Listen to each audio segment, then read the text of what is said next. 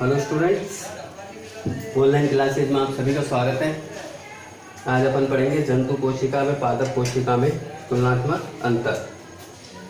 जंतु कोशिका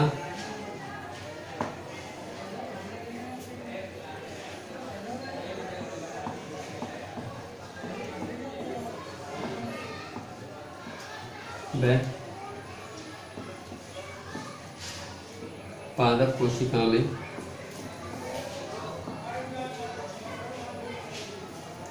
अंतर।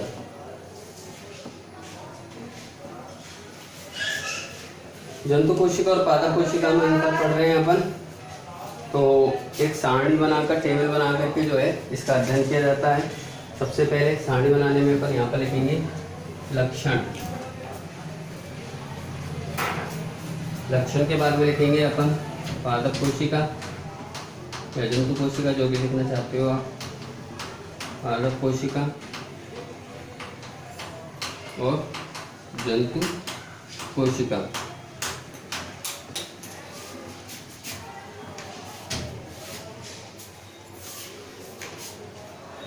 नंबर 1, पहले नंबर पर कोशिका भित्ति।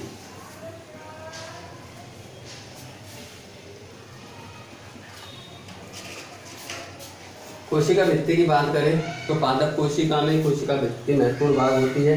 यह बाहर की ओर एक निर्जीव परत पाई जाती है जो सेलुलोज से निर्मित होती है। तो पादप कोशिका में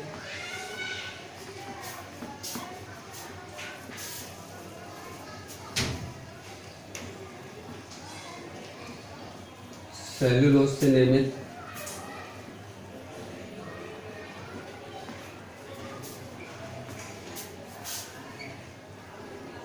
बाहरी परत, ठीक है। अब जंतु कोशिका में देखते हैं। जंतु कोशिका में जो है कोशिका भित्ति नहीं पाई जाती बल्कि कोशिका झिल्ली पाई जाती है। जंतु कोशिका में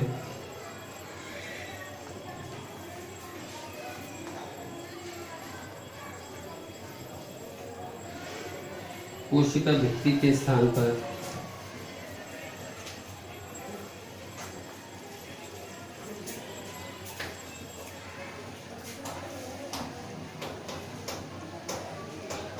कोशिका भित्ति के स्थान पर कोशिका झिल्ली पाई जाती है।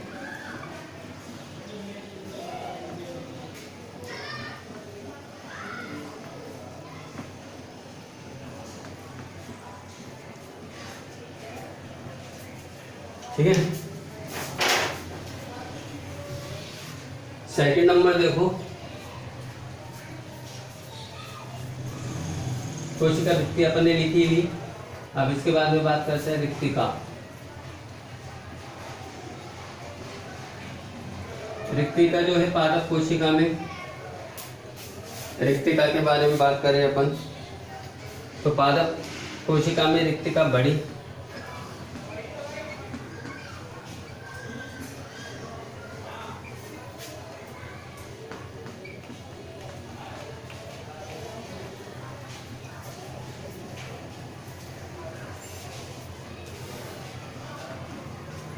बड़ी संख्या में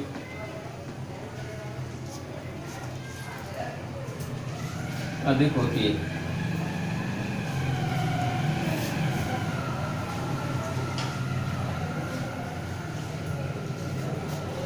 पादप कोशिका में रिक्तिका बड़ी तो संख्या में अधिक होती है। यहाँ पर देखिए अपन जंतु कोशिका में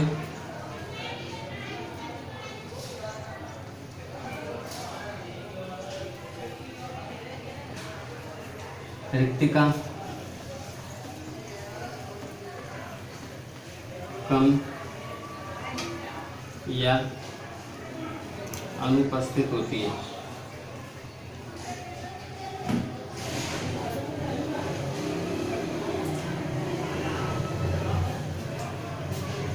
तो ये दो अंतर हो गए।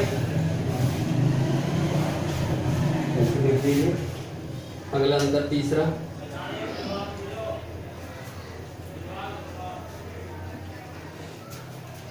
केंद्रक के बारे में पढ़ेंगे। केंद्रक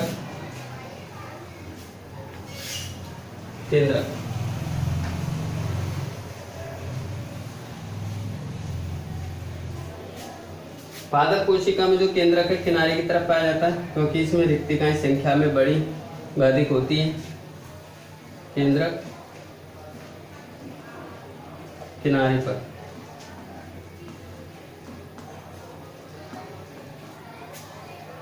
और जो जंतु कोशिका होती है उसमें केंद्रक मध्य में पाया जाता है, क्योंकि इसमें रिक्तिकाओं का अभाव होता है या रिक्तिका बहुत कम विकसित होती है।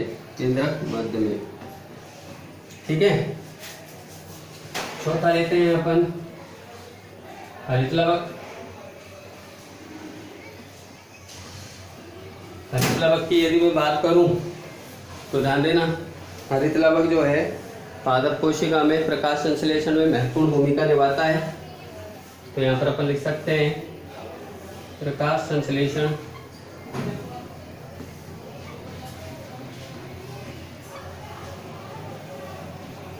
की क्रिया का महत्वपूर्ण प्रकाश संश्लेषण की क्रिया का महत्वपूर्ण स्थल।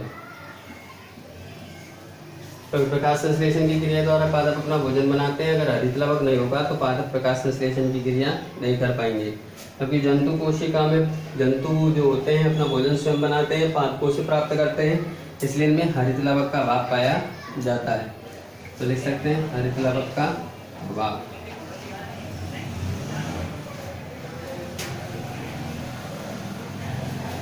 पांचवा देखते हैं कारक काय। कारक काय जो होता है पादप कोशिका में अनुपस्थित होता है, अनुपस्थित, और जबकि जो जंतु कोशिका होती है उसमें तारक काय कोशिका विभाजन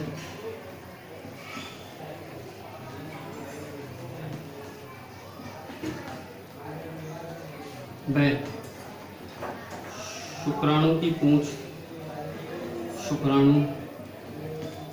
पूंछ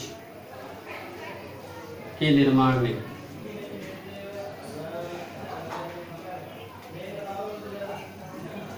शुक्राणु की पूंछ के निर्माण में सहायक होता है, इसलिए इसमें तारक काय पाया जाता है, क्योंकि जंतु कोशिका में तारक काय अनुपस्थित होता है। और देखते हैं अंतर, 5 अंतर अपन ने देख लिए, छठा अंतर देखते हैं।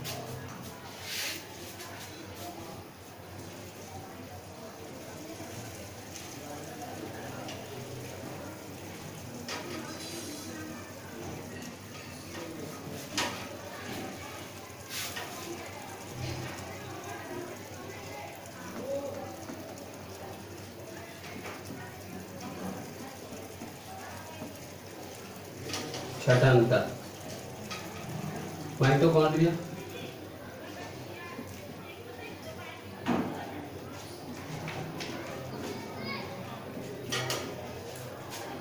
माइटोकॉन्ड्रिया में देखो, ध्यान देना, माइटोकॉन्ड्रिया की बात कर रहे हैं।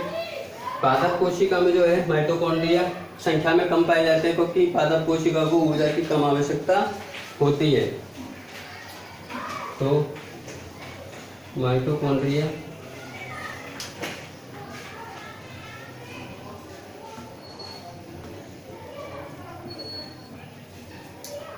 संख्या में कम,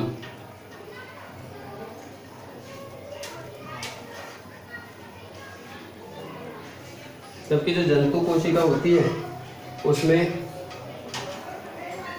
माइटोकॉन्ड्रिया जो है संख्या में अधिक पाए जाते हैं, क्योंकि जंतु कोशिका को ऊर्जा की अधिक आवश्यकता होती है। तो माइटोकॉन्ड्रिया की संख्या अधिक।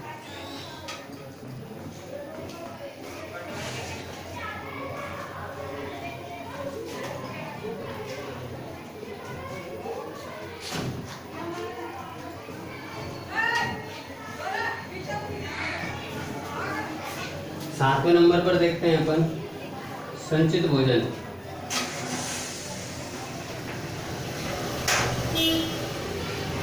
संचित भोजन की यदि बात करें तो यानी इनमें भोजन किस रूप में पाया जाता है, तो पादप कोशिका जो होती है उसमें भोजन जो है स्टार्च या मंड के रूप में पाया जाता है। स्टार्च या मंडकी रूप में।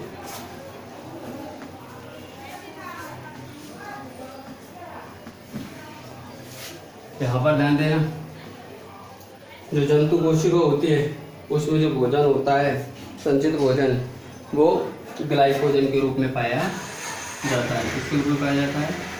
ग्लाइकोजन। तो इस प्रकार से इस सारणी बनाकर और लक्षण लिख करके अपन जंतु कोशिका और पादप कोशिका में अंतर कर सकते हैं। आज की वीडियो में इतना काफ़ी। धन्यवाद।